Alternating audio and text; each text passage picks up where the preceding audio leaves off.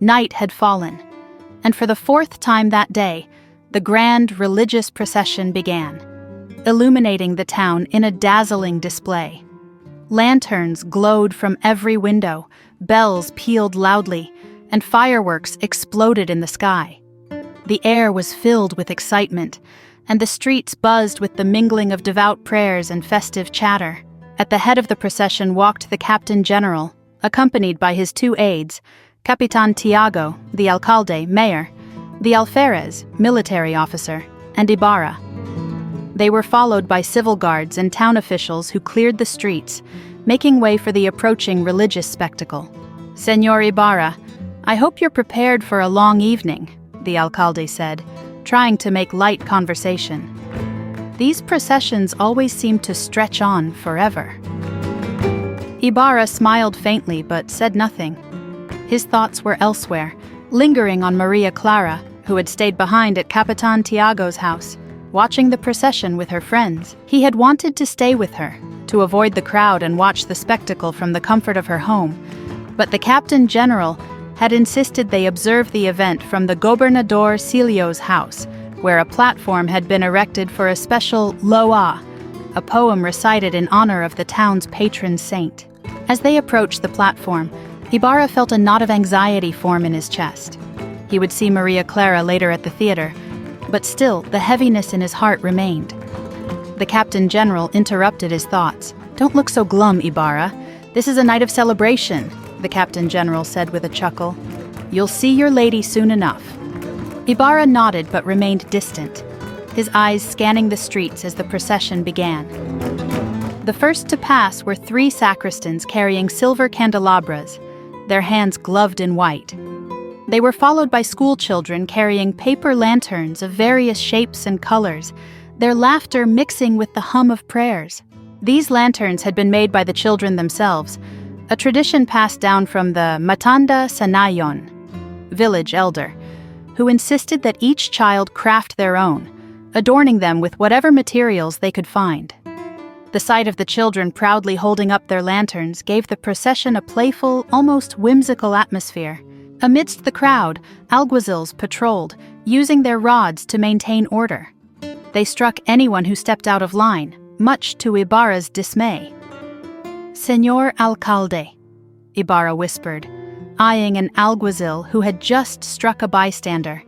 "Do they administer these blows as a punishment for sin, or is it just their way of showing power?" The alcalde began to respond, but the Captain General, overhearing the conversation, cut in. "You're right to question this, Señor Ibarra," the Captain General said, his voice serious. "These barbaric customs are an embarrassment to us all. It's a wonder they're still allowed." Ibarra nodded, grateful for the Captain General's support, but he couldn't shake the feeling of unease as the procession continued.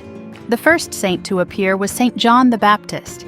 He was poorly treated, displayed on an old wooden andas platform, his figure barely visible behind a crowd of children who were more interested in playing mock sword fights with their unlit candles. The scene saddened Ibarra, but the real commentary came from the town's eccentric philosopher, the sage Tasio, who watched the procession from the street. "Unfortunate saint," Tasio muttered, shaking his head. "It avails you nothing to have been the forerunner of the good news. They've forgotten your faith and sacrifice. Today it's more important to preach poorly in churches than to have been the voice crying in the desert." Ibarra overheard Tasio's words and couldn't help but agree. The procession was more spectacle than devotion, and the saints seemed more like props than objects of veneration. Next came St. Francis, riding on an elaborate car adorned with lights and glass lanterns. The stark contrast between the humble saint and the extravagance of his float was not lost on Tasio, who chuckled sarcastically. "Ah, Giovanni Bernardone, if you could see this now. You, the humble beggar, surrounded by such wealth and splendor. If you were alive today, your own followers would lock you away for not fitting their image."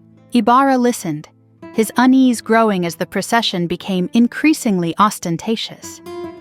St. Mary Magdalene followed, her image dressed in a fine silk gown, sparkling with gold spangles, and adorned with rings.